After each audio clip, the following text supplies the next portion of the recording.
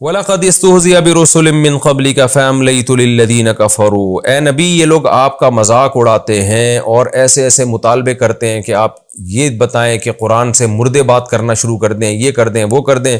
تو آپ پریشان مت ہوں، آپ سے پہلے بھی پیغمبروں کا مذاق اڑایا گیا تھا، میں نے کافروں کو مہلت دی۔ کبھی ایسا نہیں ہوا کہ انہوں نے مذاق اڑایا اور کافروں پر فوراً عذاب آ گیا، تو میں نے مہلت دی ہمیشہ سے۔ ثم اخذتهم، لیکن پھر میں نے ان مذاق اڑانے والوں کو پکڑا ہے، چھوڑا نہیں کسی کو۔ فکیف کان عقاب، تو اٹھاؤ ماضی اور پوچھو اپنے باپ داداؤں سے اور ان کھنڈرات کو دیکھو کہ میرا عذاب ہوا کیسا ان کے ساتھ۔ افمن هو قائم على كل نفس بما كسبت، قرآن کا اصل مضمون چونکہ توحید ہے، پھر اللہ اسی مضمون کی طرف آتے ہیں کہ بتاؤ جن بتوں کی تم عبادت کرتے ہو، کیا ان کی انسان پر نگرانی ہے؟ کیا یہ انسان کے اعمال کو دیکھ رہے ہیں؟ معبود ہونے کے لیے تو ایک بڑی شرط یہ ہے کہ اس کو آپ کے اعمال کا تو پتہ ہو، اس کا علم تو کامل ہو۔ تو اللہ فرماتے ہیں ایک ذات تو وہ ہے جو اللہ کی ہے، هو قائم علی کل نفس بما کسبت، وہ تو ہر نفس پہ نگران ہے، اس کے عمل کو دیکھ رہا ہے۔ اور ایک تمہارے معبود ہیں جو بند کمرے میں ہو تو بند کمرے میں ہی ہیں، جہاں بٹھا کے چلے جاؤ قیامت تک وہیں رہیں گے، ان کو تمہارے اعمال کی خبر نہیں ہے، تو تم ان کو خوش کیسے کرو گے؟ معبود جس کو خوش کیا جاتا ہے عبادت کر کے، اس کو پتہ تو ہوگا آپ کیا کر رہے ہیں۔ اچھا عمل کریں گے وہ ثواب دے گا آپ کو، برا عمل کریں گے وہ سزا دے گا، لیکن اس کو علم تو ہو، تو یہ علم تو اللہ کے پاس ہے۔ اس کے باوجود قرآن کہتا ہے وَجَعَلُوا لِلَّهِ شُرَكَاءَ، وہ خدا جو ہر نفس پر کی نگرانی کر رہا ہے، اس خدا کے ساتھ انہوں نے شریک ٹھہرا لیے ہیں۔ قُلْ سَمُّوهُمْ، اے نبی ان سے کہہ دیجئے ذرا ان کے نام تو بتاؤ ہمیں، وہ کون ہیں؟ اصل میں انہوں نے تو نام رکھے ہوئے تھے، لات، عزا، منات، لیکن یہاں نام کا مطلب یہ ہے کہ ان کی صفات بتاؤ۔ جیسے ہم کہتے ہیں نا کہ یار ایک شخص نے دعویٰ کیا کہ میں یہ پہاڑ کو یہاں سے وہاں ہلا کے دکھاؤں گا، آپ کو پتہ ہے یہ جھوٹا دعویٰ کر رہا ہے، تو آپ کہتے ہیں یار مجھے اس کو بندے کا نام تو بتاؤ، وہ کون ہے بھائی، ہمارے سامنے تو لے کر آؤ وہ۔ تو یہ محاورے کے طور پہ کہا جاتا ہے ذرا اس بندے کا ہمیں بھی تو نام بتاؤ۔ تو مطلب یہ نہیں ہوتا کہ ان کا نام آپ بتانا شروع کر دیں، مطلب یہ کہ ایسا کوئی بھی نہیں کر سکتا۔ تو اللہ بھی فرماتے ہیں کہ تم نے جن کو اللہ کے ساتھ شریک ٹھہرا لیا، ذرا ہمیں ان کے نام تو بتاؤ، ہم بھی تو سنیں کون اتنا پاورفل ہے جو اللہ جیسا ہو سکتا ہے۔ اور اگر نام نہیں بتا سکتے اس کا تو پھر ام تنبئونہ بما لا یعلم فی الارض، کیا تم اللہ کو ایسی بات بتا رہے ہو کہ جس کا اللہ کو بھی علم نہیں ہے؟ کیا مطلب تم جب یہ دعویٰ کرتے ہو نا کہ یہ بھی معبود ہیں، ان کے پاس بھی اختیارات ہیں، تو ایسی چیز کا دعویٰ کر رہے ہو جس کا اللہ کو بھی علم نہیں ہے۔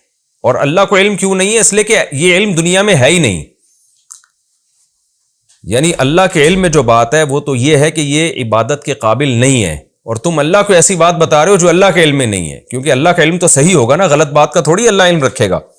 ام بظاہر من القول، یا تم ہوائی باتیں کرتے ہو، صرف اوپر اوپر سے کہتے ہو کہ یہ شریک ہیں جن کی ہم نے عبادت کرنی ہے، تو دونوں باتیں غلط ہیں۔ بغیر دلیل کے بات کرنا بھی غلط، اور اللہ کے سامنے ایسی چیز کا دعویٰ کرنا جس کا اللہ کوئی پتہ نہ ہو، تو تم اللہ سے بھی آگے نکل رہے ہو، تو یہ بھی غلط۔ پھر صحیح کیا ہے؟ اللہ نے آگے صحیح بات بتائی، بل زُیّنَ لِلَّذِینَ کَفَرُوا، بلکہ بات اصل میں یہ ہے کہ کافروں کے لیے مزین کر دیا گیا ہے مکرہم، ان کا مکر و فریب، اپنے باپ دادا کی اندھی تقلید، اس میں یہ شرک کرتے ہیں، شرک چھوڑیں گے تو خاندان بائیکاٹ کرے گا، تو اپنے دنیاوی مفاد کی وجہ سے ان کی اس برائی کو شیطان نے ان کے سامنے مزین کر دیا ہے، ایک گندے عمل کو اچھا بنا کے پیش کیا ہے، جس کا نتیجہ کیا نکلا؟ وَصُدُّوا عَنِ السَّبِيلِ، اور سیدھے راستے سے ان کو روک دیا گیا ہے۔ وَمَن يُضْلِلِ اللَّهُ فَمَا لَهُ مِنْ هَادٍ، واقعی جس کو اللہ گمراہ کر دے اس کو کوئی ہدایت نہیں دے سکتا۔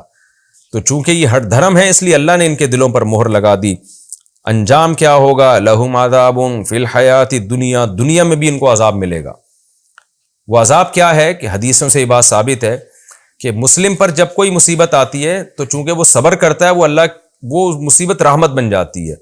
غیر مسلم پر جب کوئی مصیبت آتی ہے تو اس مصیبت کے بدلے میں اس کو ثواب نہیں ملتا۔ تو جو بھی غیر مسلم پر مصیبت آئے گی وہ ایک قسم کا اللہ کا عذاب ہی ہوگا، الا یہ کہ اس مصیبت کی وجہ سے اس کو توبہ کی توفیق مل جائے۔ تو اللہ فرماتے ہیں دنیا میں بھی مصیبتیں ہیں، وَلَعَذَابُ الْآخِرَةِ أَشَقُّ، اور آخرت کا عذاب تو دنیا سے بہت زیادہ سخت ہے۔ وَمَا لَهُم مِّنَ اللَّهِ مِن وَاقٍ، اور اللہ سے ان کو کوئی بچانے والا نہیں ہوگا۔ یہ تو نافرمانوں کا عذاب قرآن کی عادت ہے جہاں نافرمانوں کی سزا کا اللہ تذکرہ کرتے ہیں وہیں نیک لوگوں کے لیے بشارتیں بھی شروع ہو جاتی ہیں۔ نیک لوگوں کا کیا ہوگا؟ مثل الجنت التی وعد المتقون، اس جنت کی مثال جس کا متقیوں سے وعدہ کیا گیا ہے، تجری من تحتها الانہار، اس کی مثال ایسے جیسے کسی باغ کے نیچے نہریں بہتی ہوں، اس کے نیچے نہریں بہتی ہوں گی، اکلھا دائم، اس کا پھل ہمیشہ رہے گا، وظلھا، اور جنت کے سائے بھی ہمیشہ رہیں گے۔ دیکھیں جنت میں دھوپ نہیں ہوگی، جب دھوپ نہیں ہوگی تو سایہ بھی نہیں ہوگا، تو یہ مجازن سایہ کہا گیا ہے جنت کی ٹھنڈک کو، کہ وہاں جو ایک ٹھنڈک ہوگی، معتدل موسم ہوگا، وہ ہمیشہ ہوگا، جیسے کہ سائے میں انسان کو راحت ملتی ہے۔ تلک عقبی الذین اتقوا، یہ انجام ہوگا ان لوگوں کا جنہوں نے تقوی اختیار کیا، وعقبی الکافرین النار، اور کافروں کا انجام آگ ہے۔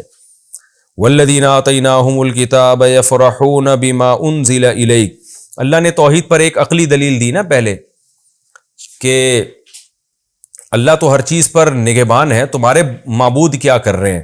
آگے اللہ ایک نقلی دلیل بھی دے رہے ہیں۔ نقل کا مطلب، نقلی سے یہ اردو والا نقلی نہیں ہے، نقل کا مطلب پچھلی آسمانی کتابوں سے، کہ اللہ فرماتے ہیں یہود و نصارہ جن کو ہم نے تورات اور انجیل دی، ان میں کتنے لوگ ایمان لے کر آ رہے ہیں، وہ تورات اور انجیل میں خوشخبریاں دیکھتے ہیں نبی صلی اللہ علیہ وسلم کی، تو ان سے جا کے حالات پوچھو۔ والذین آتیناہم الکتاب، وہ لوگ جن کو ہم نے کتاب دی، یفرحون بما انزل الیک، وہ تو آپ پر کتاب نازل ہونے سے خوش ہیں، لیکن انہی میں کچھ ایسے لوگ بھی ہیں من ینکر بعضہ، جو اس قرآن کے بعض حصے کا انکار کر دیتے ہیں۔ بعض سے کیا مراد ہے؟